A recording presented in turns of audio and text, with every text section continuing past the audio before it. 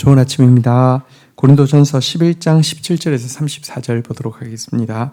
17절 내가 명하는 이 일에 너희를 칭찬하지 아니하나니 이는 너희의 모임이 유익이 못되고 도리어 해로움이라. 18절 먼저 너희가 교회에 모일 때 너희 중에 분쟁이 있다함을 듣고 어느 정도 믿거니와. 19절 너희 중에 파당이 있어야 너희 중에 옳다 인정함을 받는 자들이 나타나게 되리라. 20절 그런즉 너희가 함께 모여서 주의 만찬을 먹을 수 없으니. 21절 이는 먹을 때에 각각 자기 만찬을 먼저 갖다 먹으므로 어떤 사람은 시장하고 어떤 사람은 취함이라. 22절 너희가 먹고 마실 집이 없느냐. 너희가 하나님의 교회를 업신여기고 빈궁한 자들을 부끄럽게 하느냐. 내가 너희에게 무슨 말을 하랴. 너희를 칭찬하랴. 이것으로는 칭찬하지 아니하리라. 자, 바울은 교회 생활 가운데 이제 권면한 것 중에 잘 적용되어져서 잘 하고 있는 것에 대해서 칭찬했지만 부족한 것에 대해서도 권면했고요. 오늘은 잘못하고 있는 것에 대해서 또 책망하는 내용을 담고 있습니다. 그것은 성만찬과 관련된 그들의 실질적인 모습입니다. 성만찬이 잘못되어지고 있는 이유 중에 하나는 교회 안에 있는 분파와 그 분파 간의 또 분쟁 때문이었습니다. 올바른 진리를 이렇게 드러내는데 분파는 일정 부분 도움이 되는 면이 있습니다. 예를 들면 왜 기독교에 여러 가지 이 교파가 있는데요. 교파가 있는 것은 잘못된 것이 아닐 수 있습니다. 왜냐하면 하나님 너무 큰 분이기 때문에 그 분의 어떤 부분을 좀 더 집중해서 본 사람은 이걸 강조하고 또 이런 부분을 집중해서 본 사람은 이런 부분을 강조하는데 이것이 합쳐져서 그리스도의 그 광대하심과 풍성하심을 연합적으로 보여줄 수 있습니다. 그런데 그래서 다름을 비판할 게 아니라 다름에 감사하고 다름에서 사실은요 또 그 누릴 수 있는 다르지만 하나 될 수 있는 이런 것들을 누리면 좋은데요. 그들에게 있는 이 분파가 이 분쟁의 원인이 되고 있었고 성만찬을 망치는 것이 되어지고 있었는데요. 구체적으로는 어떤 모습이었느냐고 하면 그 주의 만찬을 먹을 때도 분파끼리 모여서 먹었다는 것입니다.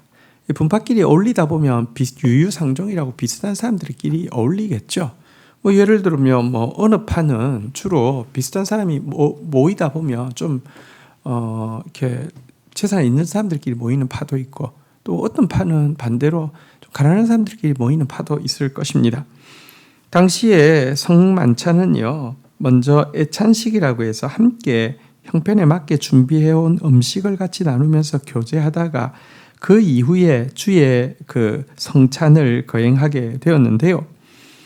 그 분파가 주로 부자들이 모여 있는 분파의 사람들은 이미 애찬식 때에 뭐 이렇게 먹고 마시는 게 그때 마신다는 건 포도주였다 보니까 취할 정도로 먹고 마셨지만 가난한 분파에 속한 사람들은요 정말 시장기도 느끼고요. 애찬 시간이 길어질수록 시장기가 더 늘어나고 또 상대적으로 너무 빈약하게 가져온 자신들의 음식을 보고 이게 상대적 박탈감 가운데 수치심을 느끼는 일도 있게 되었다는 것입니다. 이렇게 되었으니 여러분 이것이 어떻게 이 성만찬 그리스도의 한 몸됨에 참여하고 그리스도께서 우리를 위해서 가장 귀한 자신의 살과 피를 내어주심에 대해서 감사하는 제대로 된 모임이 될 수 있겠습니까? 이 부분에 대해서 좀 책망하고 있는 것인데요. 자, 이어서 바울은 그가 전한 성만찬이 구체적으로 어떤 것인지 다시 한번 환기시키고 있습니다. 23절 내가 너희에게 전한 것은 주께 받은 것이니 곧 주 예수께서 잡히시던 밤에 떡을 가지사 24절 축사하시고 떼어 이르시되 이것은 너희를 위하는 내 몸이니 이것을 행하여 나를 기념하라 하시고 25절 식후에 또한 그와 같이 잔을 가지시고 이르시되 이 잔은 내 피로 세운 새 언약이니 이것을 행하여 마실 때마다 나를 기념하라 하셨으니 26절 너희가 이 떡을 먹으며 이 잔을 마실 때마다 주의 죽으심을 그가 오실 때까지 전하는 것이니라. 자, 성찬식의 본질이 무엇인지 이제 다시 한번 환기시켜서 그들로 하여금 그 본질에 비해 볼 때 너무 잘못 진행하고 있는 그들의 성찬식 문화에 대해서 돌아보게 하려고 합니다. 워낙에 성찬은 주께서 친히 제정하신 중요한 의식이죠. 주의 잔, 다시 말하면 이 잔은 내 피다 그랬잖아요. 주의 피와 주의 떡, 다시 말하면 이것은 내 몸이라고 그랬잖아요. 주의 이 몸에 참여하여서 먹고 마시게 된 잔은 이 주의 죽으심으로 말미암은 이 완전한 속죄를 기념하게 하는 것, 이것이 성찬식의 의미죠. 잔을 마실 때마다 나를 기념하라 했고 떡을 뗄 때마다 나를 기념하라고 했는데 이 기념이라는 단어가 성찬식의 핵심입니다. 예수를 기념하라, 좀 더 이야기하면 예수의 속죄의 완성을 기념하라는 것입니다. 이것은 사실 구약의 제사와 딱 정반대의 것임을 보여줍니다. 구약의 황소와 송아지로 드리는 제사는요, 제사를 드리면 드릴수록 죄를 기억나게 하는 것이 있더니라고 기록하고 있습니다. 구약의 제사를 잘 드리며 내가 죄인이구나 하는 사실을 기억하게 하는 것이 구약의 제사의 목적입니다. 근데 신약의 제사는요, 이제 더 이상 내 죄가 기억나지 않고 대신에 예수가 기억나게 하는 것입니다. 나를 기념하라고 하는 이 단어와 이렇게 구약의 제사는 죄를 기억하게 하는 것이 있나니 하는 이 기억이라는 단어는 원어가 같은 단어입니다. 그러니까 과거는 제사를 드리면 드릴수록 더 내가 죄인이구나를 깨닫게 하는 게 목적이었다고 하면, 성만찬은 참여하면 참여할수록 예수님이 기억나고 예수님의 완전한 속죄가 기억나서 감사하고 감격하게 만드는 것이 성만찬의 주된 목적입니다.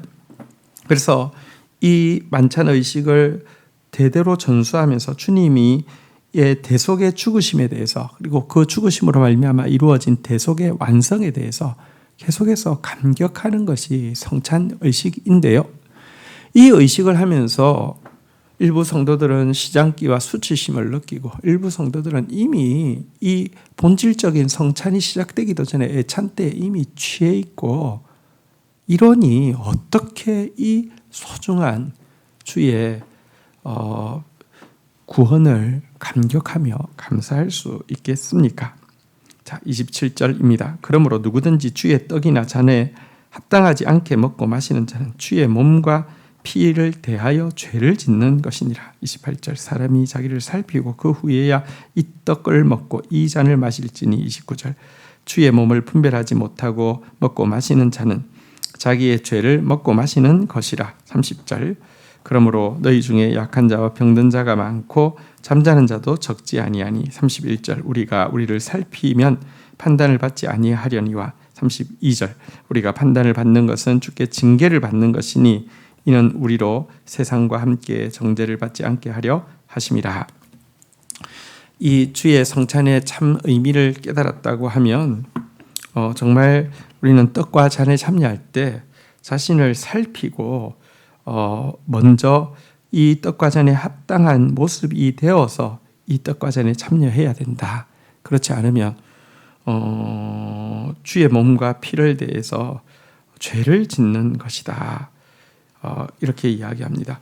분별하지 않고 그냥 이 시간을 교제의 장소로 자기 당을 지어서 교제하는 장소로 이 시간을 흥청망청 막 하면서, 혹은 자기를 과시하는 장소로, 혹은 분쟁하고 있는 다른 분파를 멸시하는 기회로 사용한다고 하면 이것은 자기 죄를 먹고 마시는 것이지 주의 살과 피를 먹는 것이 아니다. 이렇게 이야기합니다.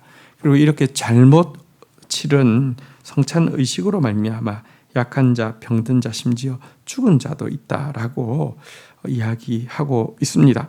물론 이것이 사실은요, 이런 징계가 이 하나님께서 징계를 주시는 목적은 이제 먼저 주님 앞에 이 징계 받음으로 말미암아 훗날에 세상과 함께 정죄받지 않게 하려고 하는 하나님의 은총이죠. 사실 우리가 하나님의 일을 할 때 잘못함으로 말미암아 약해지고 병들고 심지어 목숨을 잃는 것도 실은요, 우리의 영혼을 이라도 구원하시기 위한 하나님의 은총이라고는 이야기하고 있습니다. 그렇지만 하나님께서 원하시는 것은 우리가 성찬에 바르게 참여함으로 말미암아 갈수록 더 감격하게 되고 갈수록 더 은혜로워져서, 사실은 성찬이란 주님의 완전한 이 구원을 기념하는 것과 또 이 한 떡에 한 잔에 참여하는 성도들과 하나됨을 온전히 이렇게 이루는 것이 성찬의 의미거든요. 그래서 갈수록 더 감사할 뿐만 아니라 갈수록 더 하나됨을 이룬다고 하면 주님이 얼마나 기뻐하시겠습니까? 그렇게 성찬을 사용하라는 의미입니다. 자, 그래서요, 33절 그런즉 내 형제들아 먹으러 모일 때에 서로 기다리라. 34절 만일 누구든지 시장하거든 집에서 먹을지니 이는 너희의 모임이 판단받는 모임이 되지 않게 하려 함이라. 그 밖의 일들은 내가 언제든지 갈 때에 바로 잡으리라.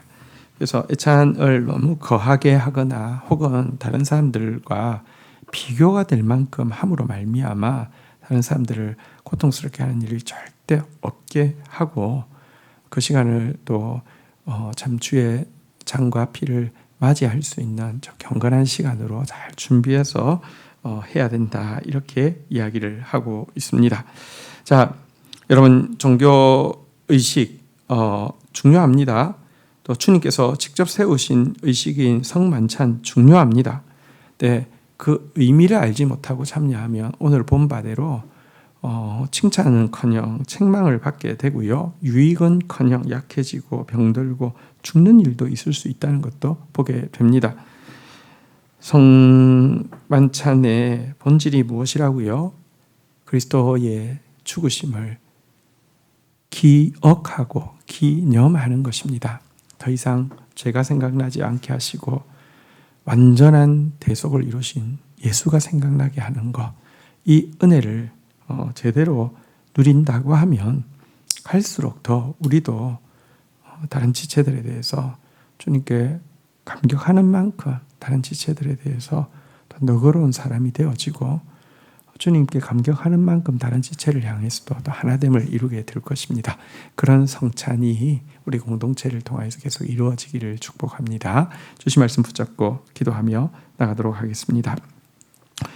주님, 우리를 한 떡과 한 잔에 참여하게 해주셔서 감사합니다. 우리의 형편사정은 서로 다 다르지만 분명한 것은 우리가 예수 그리스도로 말미암아 이제 영원토록 죄가 아니라 속죄가 생각나게 해주신 것에 감격하는 사람들이며, 바로 그 한 떡에 참여함으로 말미암아 이미 한 몸이 되어진 지체들임을 고백합니다. 그러할진대 하나님, 성찬에 참여함으로 말미암아 갈수록 더 감사가 넘치며 갈수록 더 감사가 넘침으로 말미암아 은혜로워지고, 그래서 갈수록 더 우리가 들어가는 곳마다 하나됨이 이루어지는 그런 공동체 되게 하여 주옵소서. 자칫 종교적인 의식으로 도리어 분쟁과 분열을 일으키고, 또 그래서 칭찬 대신에 책망을 받고 상급 대신에 또 징계를 받는 그런 어리석은 신앙생활을 하지 않도록 저희를 지켜 주옵소서. 예수님의 이름으로 기도 올립니다. 아멘.